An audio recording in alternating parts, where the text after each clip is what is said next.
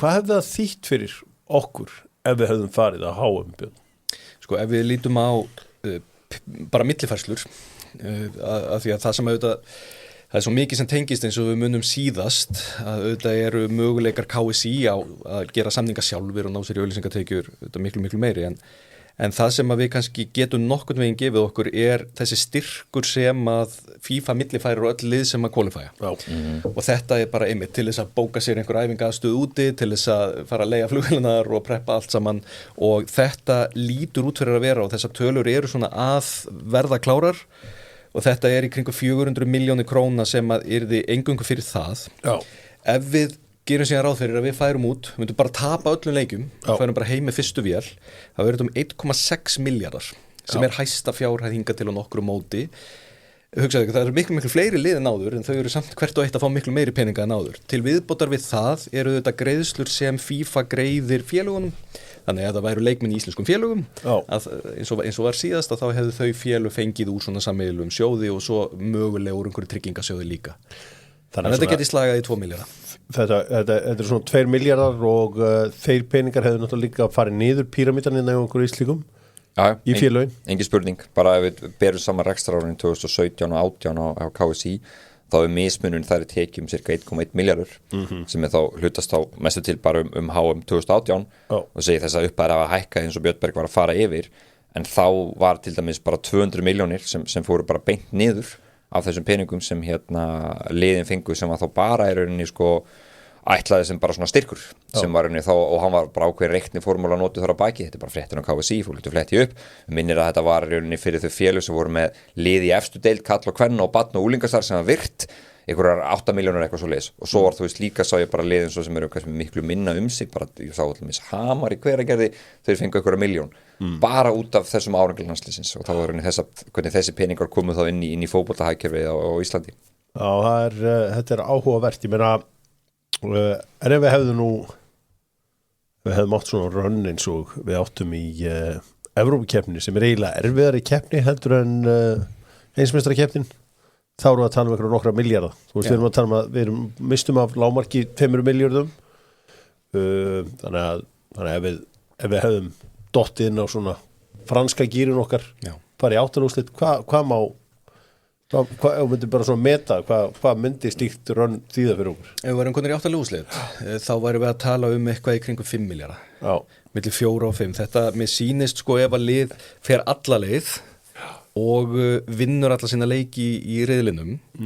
að þá getur það fengið í kringum 7 milljarða tótal frá FIFA í þessu en það sem kemur líka inn í þá tölu er að ákveðnar upplýsingar sem að getur verið mjög erfitt að fá eins og við munum eftir bæði á EM og HM það eru bónusgreiðslur til leikmanna og þetta oft svolítið áhugavert að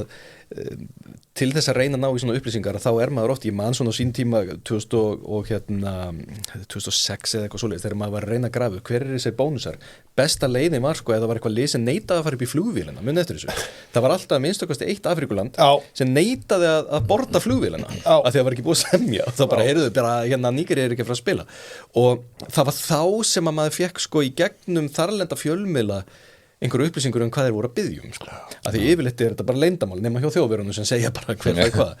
en þarna ertu líka með stórulöndin sem gera ráð fyrir að ná langt og þá eru vissulega bónusinn eru að hærri eftir því sem hún fer langt en það einhver smá lógik í þessu en hjá litlu löndunum þá þetta oft þannig að það bara hlutfallið af viðbótartekjum þegar þú fer lengra í keppni orðið algjörlega insane þá bara verulegur hluti það líka verið trend hjá FIFA að hækka þetta allt saman eins og við sáum í heimsmeistarakeppni félagsliða þá voru þeir svona gefa mótunum vægi með að setja $100 milljónir á sigurvegara Já, rúmlega það með þess þannig að jú og þar rauninni bara voru þeir svona til að láta liðin mæta með sín allra bestu lið að það var bara rosalega mikið í húi og það var þannig að við munum allir eftir að Real Madrid borgaði Liverpool 10 milljónir punda til þess að fá Trent strax bara til að þau myndu þá geta nota hann í Club World Cup og þá hugsanlega átt betri líkur á að vinna þennan stóra pott líka bara hliðasafi sem að segja áðanvarandi liðin frá Afríku ég heldur að þegar þú varst með mótið 2010 á RÚV það var eitthvað lið sem var með eitthvað rosalegan darraðadans og svo var eitthvað svona episk mynd það sem sko, það var lekin mynd úr búningsklefan og það sem komið með peningatöskur inn í klefan og menn voru myndaði með þetta þegar greiðsluna bárust loksins en þetta hefur loðað við þessu alls konar en já, þetta hins vegar hérna og maður sér í rauninni sko hérna hvernig að við FIFA þeir eru í rauninni ástæðan líka fyrir Club World Cup að þeir eru að búa til annað mót en þeir hafa alltaf bara verið með þetta eina mót sem svona virkilega tekjuskapandi fyrir þá þetta svona bara norður stjarnan þeirra sko þannig að þetta verður alltaf umfangsmeira nú verður þetta stærra og fleiri lið þannig að potturinn verður alltaf stærri hjá þeim sjónvarpstekjurnar og allt þetta þannig að hvað þetta endar sem maður átti sig ekki á því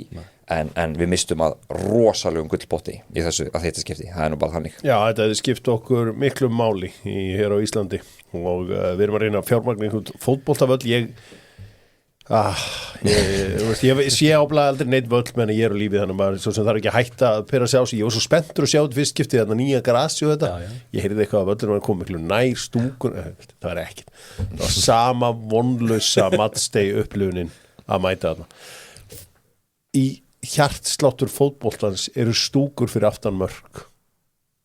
ok, kannski ekki hjartsláttur fótboltans en vitið hvað ég við, það verða að vera stúkur fyrir aftan mörk Það er í rauninni svona lokaða umhverfið og sért inni á velli verður að vera með hennan kassa þetta er óþólið og það er ekkert skemmtilega að fara hann á völl heldur en áður hann er bara eins og það verður bara að hafa það en það er margt annað sem gerist þegar að lið fyrir að háum treyjur seljast sko það er alls konar auglýsingar sala fyrir hérna ríkisútvarpið eða hvernig sem það er alls konar þjóðhagslega áhrif af slíkum hérna slíku dæmi eins og Ísland fara á háum Já, nákvæmlega, ég meina það er ég skoðaði einhver tíma fyrir einhverju síðan þá var ég að taka Evrópumót og heimsmeistaramót og maður verður að reyna að átta sig á hvað er að gerast á meðan á þessu stendur Já. Og leið til dæmis á kauphallir og þá skoðum við á sínum tíma fjölda viðskipta á meðan leikir viðkomandi landa er í gangi og hvernig gengur síðan á mörkuðum. Það sem er svolítið áhugavert er að það er algjörlega random hjá öllum nema þeim sem er að ná verulegum árangri og það hér er eitt sem er svolítið áhugavert vegna þess að auðvitað er ákveðin svona eufóría að vera að fylgjast með liðinu sínu og vinnur og eitthvað og það er alveg ljóst að sko viðskipti þetta niður í kauphallum. Að því að það er enginn að hringin og kaupa bréf og það er enginn að treyta bréf, það er allir að horfa á skjáin þannig að það er svo sem alveg eðlilegt en það sem gerist er það að liðið sem vinnur ef við tökum bara sigurvegara tiltölulega langt aftur í tíman þá er það þannig að fyrstu vikunar eftir sigurinn að þá outperformar viðkomandi hlutabréfamarkaður heimsvísitöluna, hann gerir betur en svo þegar við tökum sko heilt ár eftir á þá gera þeir verr þannig að það er eitthvað fyllir í sem kemur á markaðin og svo er eitthvað massíf þýnga menn bara missa vitið í smá stund Já, það er svo mikil bjartsýni sem grípur sig og jákvæðni að markaðir outperforma En ef við svona bara ræðum bara þú veist, svona áhrifin á þetta allt saman, menna bara allt sem tengist Já, það eru þetta erfitt að segja nákvæmlega við erum ekki með eitthvað svona bara solid gögn en við getum bara leikið okkur Já, þú varst með eitthvað gott orð sem að sagðir bara þetta eðslu í kringum svona mót Já, bara í rauninni leikstags neysla í raun og veru, bara hvernig við stækkum kökuna við vitum öll þegar að, ef við ímyndum okkur bara þannig að hvað haldið þið, við bara tekið svona bara spurningun á ykkur hvað haldið að mörg prósent þjóðarinnar horfi á fyrsta leik á Ísland og HM Já, ég myndi segja bara allir þannig að Já, þetta er svona 70-80% Já, þetta er bara svona 70-80% það var svona cirka talan sem ég lendi líka á Ok, og við kannski, ef við tökum út úlingana, þannig að það eru í rauninni hérna, og börnin, vegna þess að það eru fóreldarnir sem gefa þeim peninga, þannig að það er þá Ísland þar og svo segjum við sko, hérna hvað haldið þið að hver einstaklingur sem er að horfa á leik eyði meira af því hann er að fara að horfa á leik það er eitthvað stemming í kringu það þau sumir fara alveg overboard sérstaklega núna í Ameríku það sem að þannig í Norður-Ameríku að tímandi verða þannig að þeir verða svona á kráartíma þannig að ég voru að segja 15 skall bara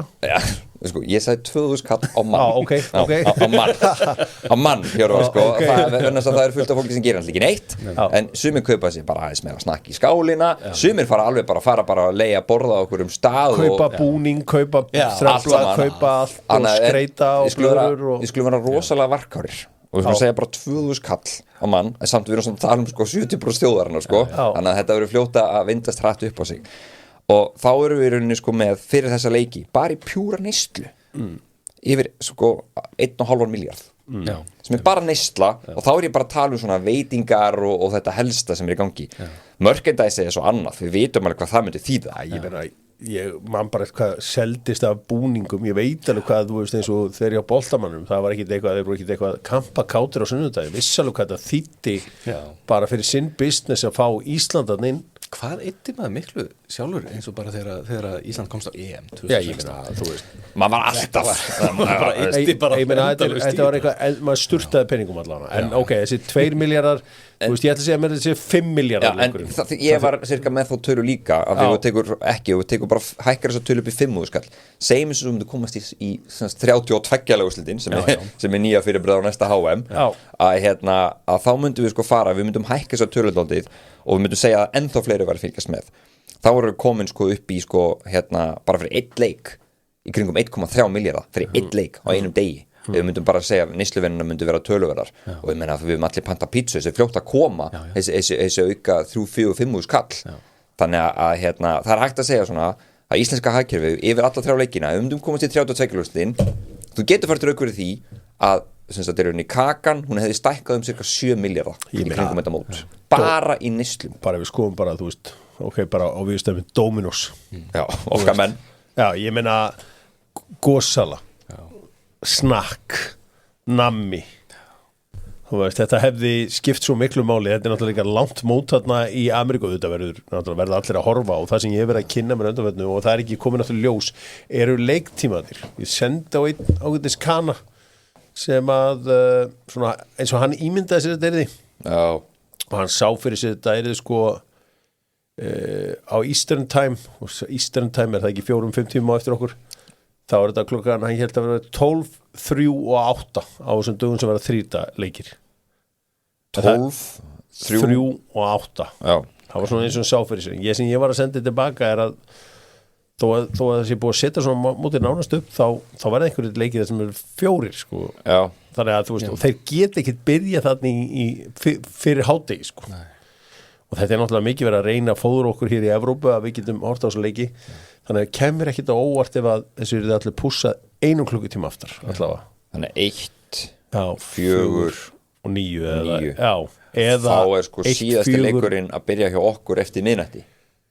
Já, sem er bara frábært veist, ef þetta er spennandi leikur þá er það bara frábært við kvörtum ekki því, við næturhafnandir sko en ég var að reyna að rifja þetta upp að því einhvern tímann þá var ég að reyna að skoða sko akkurat þennan punkt varandi einkaneyslu heimilis og hvar hann er mest og það var Super Bowl í Bandaríkjunum það er sá event þar sem að sko áhorfendur heim í stofu eru að eyða mestum pinningum og ég var einmitt að aðtöga hvort ég væri að muna þetta rétt því að það sem með einhvern veginn myndi þetta væri einhver $100 það eru konar nýja tölu fyrir 2025 þetta er rétt verið að slefa í 20.000 krónur á mann á mann hjá þeim sem horfa á Super Bowl sem er aktiv sem að eru, ég meina hvað allir hlutfalli sé í Bandaríkjum sem horfa á Super Bowl 40-50% Bandaríkjumanna, það er örugglega verulegt hlutfall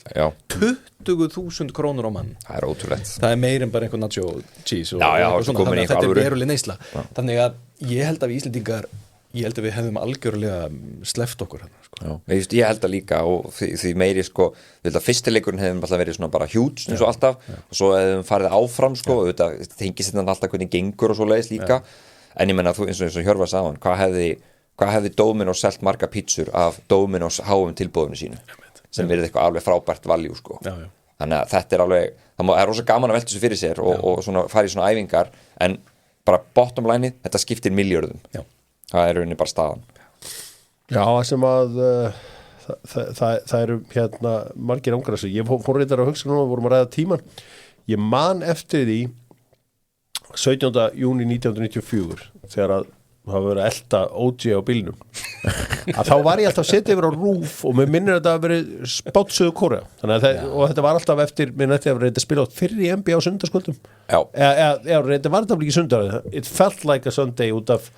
það var 17. júní þegar frí ég man ekki hvaða dagur þetta var en allavega þá var fyrsti leikurinn á Þýskaland Bolivía svo er maður fastur í bíl allan daginn á leiðin á Þingvelli með ömmu sína sko 100 ára þetta var ekkit besti dagur ævinar en allavega svo kom maður heim í þetta allt saman og það var allavega verið að spila á HM á sama tíma það var hægt að skipta á milli nema RÚV hafi verið í völdum köplum frá leikjum dagsins eins og var oft í Kanada en það var allavega eftir miðnætti sko það eitt við íþróttir í Ameríku sem er mjög áhugavert að ég hef alveg farið, þú veist,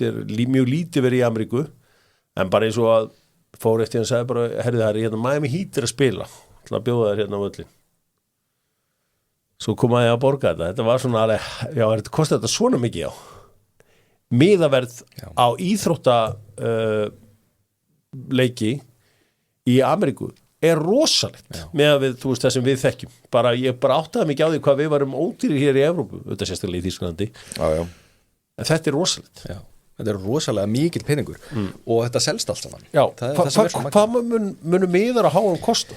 Þeir munu kosta miklu meira en við höfum séð nokkuð sinni áður og þeir eru að fara að kosta það mikið að þetta er að fara að standa bara í ansi mörgum. Ég leita á dýrustu miðana, það er að því að þetta eru, þú ert með kategóri 1, 2, 3 og 4 og svo ertu með ákveðin fjölda miðum sem eru teknir frá fyrir fatlaða og fyrir einhvern hluta heimamanna. Þetta er alltaf, þetta er eins og var í Katar að það var bara, þú veist, það voru einhvern 200 manns í stúkunni og hverjum leik sem fengu meðan og 1000 kall. Allir hinni voru bara að borga fullt verð. Og þessi kategóri fer eftir í hvort þú ert sko í aðalstúkunni, stúkunumóti eða baku mörkin. Og svo ertu með, ofan á þetta, ertu með hospitality pakka. Það sem er mjög interesting er það að nánast allir leikinir á HM næsta sumar eru spilaðir í Bandaríkjunum. Kanada og Mexiko eru þarna upp á punt Bandaríkin eru með allt mótið þannig séð og það er hvergi í heiminum sem að hospitality er jafn stórt og þróað og flott og hefur verið selt á jafn mikið á leikdegi og þar og verðið í Katar var algjörlega geðbila þegar að koma að hérna hospitality dóti og það verður ennþá stærra núna þeir eru bara ekki búin að opna fyrir verðið ég er ekki búin að sjá það en